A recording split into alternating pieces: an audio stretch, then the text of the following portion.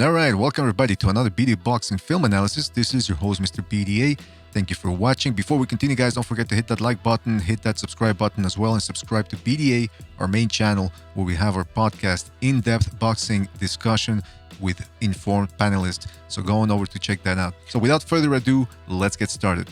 All right, so in this video, we're going to talk about Deontay Wilder's offense. In the first fight, he was a little bit too predictable, always with his 1-2s, and Tyson Fury, a defensive fighter like him, as gifted as he is with his defense, that this type of attack just doesn't cut it, because as you can see here, it's all right hand, left hook, right hand, left hook, two jabs, right hand, two jabs, right hand. And for a guy like Tyson Fury, he already knows what's coming. He can figure that out. He's got that computer working, and he's one step ahead. So see again here, 1-1-2, 1-1-2. It's not gonna work. 1-1-2 again, and then a left hook. Like I said, Tyson Fury already knows what's coming. So if you throw right hand, left hook, right hand, left hook, he already knows what's coming. Mix it up. Throw some uppercuts, some feints.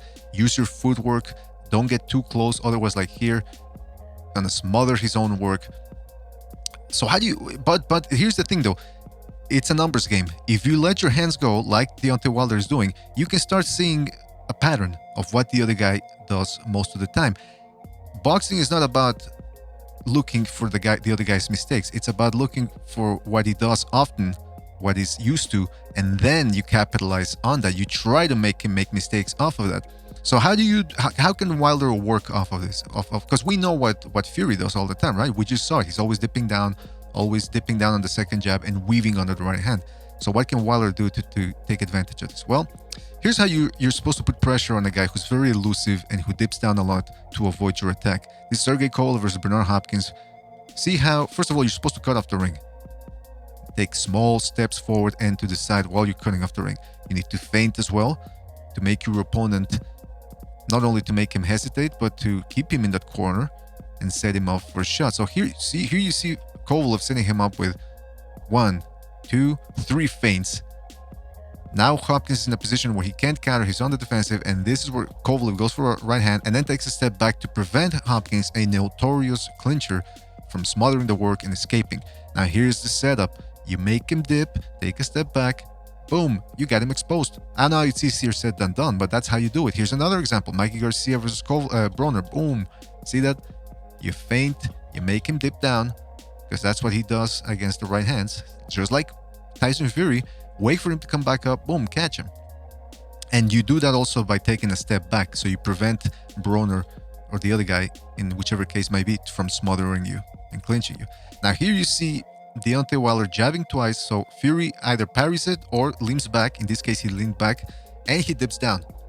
Now here Wilder is supposed to cut off the ring to prevent Fury from escaping, but we see now the pattern that we've been seeing throughout this whole video, how Fury tries to dip down. Now here, Wilder smothering his own work, but there's some good things here going on. First of all, he's feinting and he's shooting some throwaway shots to put Fury in position. He throws a slapping left hook that keeps him in place, but again, he gets too close, and by the time he wants to throw that fourth shot, all Fury has to do is lean back. So what he should have done here, Wilder, that is, either take a step back here once he's dipping down, like we saw in the two examples with Kovalev and Garcia, and then you throw the right hand. Or if you're too close already here, this is when you take the step back and you gotta throw the right hand. But you gotta do it quick, otherwise Fury sees it coming, see there, and he leans back. It's gotta be done 1, 2, 3. Can't be 1, 2, then 3, unless you take a step back. Now here you see Fury again doing the same thing, just dipping down, but he's leaving his temple exposed. And see there, he got grazed there, almost got caught. Again, there he got caught. There he got caught a little bit as well. This is even Vladimir Klitschko, who's a superior technician than Wilder, had a lot of trouble getting to Fury. But this is how you're supposed to do it. See that? He's coming forward, using that left hand to gauge the distance. Small steps, making Fury dip down without actually throwing any shots. Make him dip down and you get him in position. But he missed here. Again, Fury's very elusive and smart, but not smart enough to not get hit all the time. There he got hit on the temple. And this, again, see how Klitschko is taking small steps back. He's not rushing in. And he uses that left hand to make Fury hesitate. puts him in place there, and then he throws a right hand. Fury, look at Fury. That's the other mistake he makes. He's already dipping down. He's already got his body turned to the side, so he's got nowhere to go. He can't roll with the shot. And also take into account he's a 250 or 60, 70 pound guy. No matter how fast he is, he will never be as fast as Deontay Wilder is. And look at, this is what I'm talking about. Wilder does a lot of things wrong. Don't get me wrong.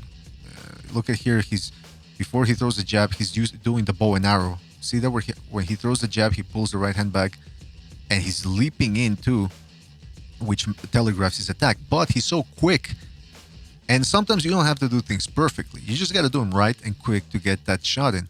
So here, what he does is two PD pad jabs that put Fury in position to dip down because he's expecting the right hand. But Wilder's already seeing it coming because he kept his distance. See there? He's not too close to be smothered or to miss with that right hand. He's in the right position, and as Fury here, too slow on the draw, still dipping down, boom, catches the right hand. I think he caught the right hand. Can't see it from that angle, but I'm pretty sure he connected on the temple at least. Wilder did. Here again, connecting. Here he's punching out of rhythm. See here, he threw a left uppercut. Fury pulled back up, missed. And he's sort of got something in his eyes, and at the same time, Wilder pounces on him and catches him.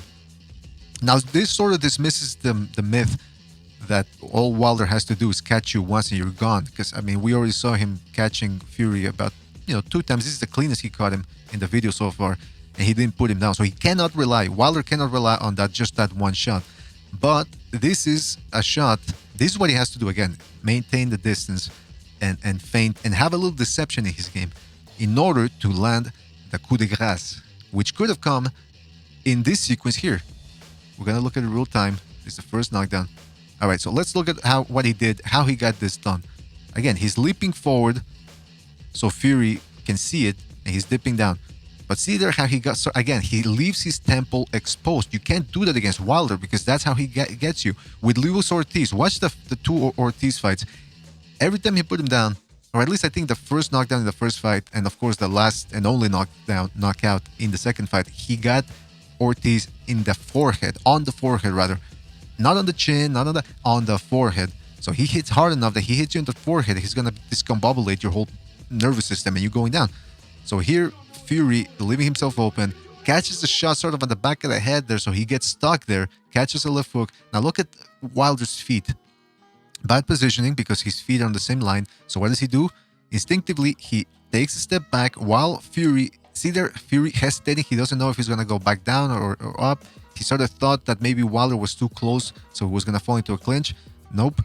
Wilder takes a step back, repositions his feet in the right position. Now he's able to see how he's loading up on the right hand here. He's in the perfect position as Fury came back up. Now he's coming back down. Too late, not fast enough.